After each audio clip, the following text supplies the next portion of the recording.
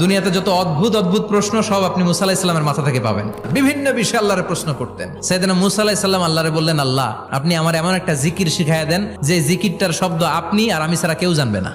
দিনে রাতে সব সময় এই জিকির আমি করব, আপনারে ডাকবো, কিন্তু শর্ত হলো এই জিকিরটা জানবে শুধু আপনি আর জানবো শুধু আমি। আল্লাহ বললেন, মুসা পড়ো লা ইলাহা ইল্লাল্লাহ।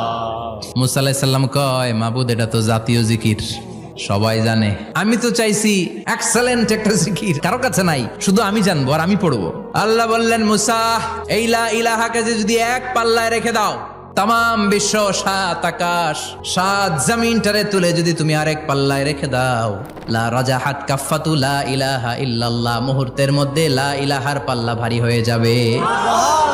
ও মুসা, তুমি যতই এক্সক্লুসিভ জিকির চাও, লা ইলাহার চেয়ে দামি জিকির আমার কাছে নাই।